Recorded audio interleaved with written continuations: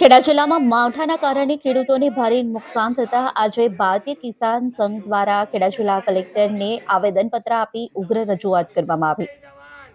સંઘના પ્રતિનિધિઓએ જણાવ્યું છે કે ખેડૂતોની હાલત દયનીય બની ગઈ છે અને તંત્રે તાત્કાલિક રાહતના પગલાં લેવાની જરૂર છે.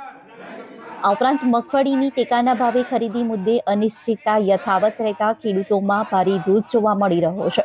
કુદરતી આફતની વચ્ચે તંત્રના ઉદાસીન વલણથી ખેડૂતોમાં નારાજગી જોવા મળી રહી છે.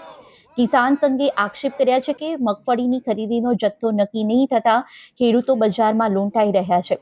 તાત્કાલિક સર્વે કરીને નુકસાન પામેલા ખેડૂતોને મહત્તમ સહાય ચૂકવવાની માંગ પણ ખેડૂતો દ્વારા કરવામાં આવી છે. ભારતીય કિસાન સંઘ દ્વારા ખેડા જિલ્લા કલેક્ટર કચેરી નડિયાદ ખાતે પહોંચીને આવેદનપત્ર આપી આ ઉગ્ર રજૂઆત કરવામાં આવી હતી. આ સાથે સંઘના આગેવાનોએ ચેતવણી આપી છે કે જો તંત્ર સમયસર પગલાં નહીં લે તો ખેડૂતોની ધીરજ હવે ખૂટી રહી છે અને તેઓ આંદોલન માટે મજબૂર બનશે. શાંતિલાલ કે પટેલ, ભારતીય કિસાન સંઘ ખેડા જિલ્લા પ્રમુખ. આજે આવેદનપત્ર આપવાનો હેતુ છેલ્લા 6 દિવસથી વરસાદ ખેડા જિલ્લાની અંદર ચાલુ છે.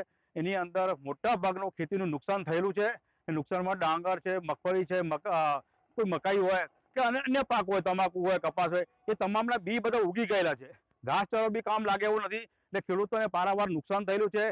આ બાબતમાં અમે ભારતીય કિસાન સંઘ દ્વારા ખેડા જિલ્લાને અમે આવેદનપત્ર આપ્યું છે ને એની સાથે તમામ જિલ્લાના ખેડા જિલ્લાના ધારાસભ્યો, સંસદ સભ્યો હોય કે જિલ્લા પંચાયતના ચૂંટાયેલા સભ્યો, તમામને અમે કિસાન સંઘથી ખેડૂતો વિનંતી કરીએ છીએ કે એ બી અમારી જોડે રજૂઆત કરે સરકારમાં ને ખેડૂતો લાભ મળે ને લાભ એટલે જે નુકસાન થયેલું છે એ નુકસાનના પ્રત્યે એટલે આવતી રવિ સિઝનમાં ખેતી કરી શકે એ પ્રમાણે વળતર મળવું જોઈએ. એટલે અમારી એવી માંગણી છે એકરે 20,000 રૂપિયા મળે ને દરેક વીઘા મળવું જોઈએ, હેક્ટર બેક્ટર નહીં. એમ હેક્ટર મળશે, 2 હેક્ટરનું કોઈ મર્યાદામાં કોઈ મેળ નથી આવતો. એ ખેતી કઈ રીતે કરી શકે? પશુપાલનનો ઘાસચારો લેવામાં આજ બી તકલીફ છે ને ઘાસચારો રહ્યો નથી અને ઘાસના ભાવ ડબલ થઈ ગયા છે. એટલે ખેડૂતો કઈ રીતે નાના ખેડૂતો નિભાવશે એની અમારી આ માંગણી છે ને પૂરું વળતર મળે એવી સરકાર કરી માંગણી છે. અમારે સર્વેની કામગીરી આ સેટેલાઇટ પર ધરવામાં આવી છે, પણ કોઈ ગ્રામ સેવક કે તલાટી કોઈ સ્થળ ઉપર આવ્યા નથી. એમ ને અમારું કેવું છે કે સેટેલાઇટ દ્વારા કોઈ તકલીફ થાય એના કરતા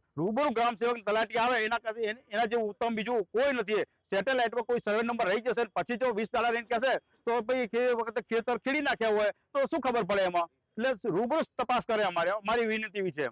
મારું નામ કાંતિભાઈ આર પટેલ, ગુજરાત પ્રદેશ પ્રતિનિધિ, ગોધીનગર અને વતન સોનીપુરા, તાલુકો કપડવંજ, જિલ્લો ખેડા. આ અતિશય વરસાદ અને તૈયાર પાક ઉપર જે વરસાદ પડ્યો છે, ઘાસચારો અને પાક તૈયાર થયેલો સદંતર નિષ્ફળ ગયો છે.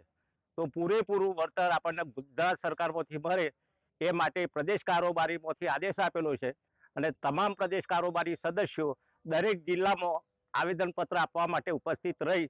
હું પોતે આ રીતે ખેડા જિલ્લામાંથી ઉપસ્થિત રહી આવેદનપત્રમાં સામેલ થયેલો છું. કપાસ, મગફળી, તમાકુ, સોયાબીન, ડોગર, તમામ પાકો અને તેમજ શાકભાજી, અનેક પાક, કોઈ પણ પાક એવો નથી કે નિષ્ફળ ના ગયો હોય. અને ઘાસચારો પણ એટલો નિષ્ફળ ગયો છે કે હવે જાનવરને ઘાસ શું ખવડાવવું, ક્યાંથી લાવવું, અને વત્તા માણસો માટે પણ તકલીફ છે. ખેડૂતોનો પાક તો નિષ્ફળ ગયો, ખર્ચો નિષ્ફળ ગયો, આવક નિષ્ફળ ગઈ. તો પૂરેપૂરું વળતર મળે એવી અમારી સરકારશ્રીને વિનંતી છે.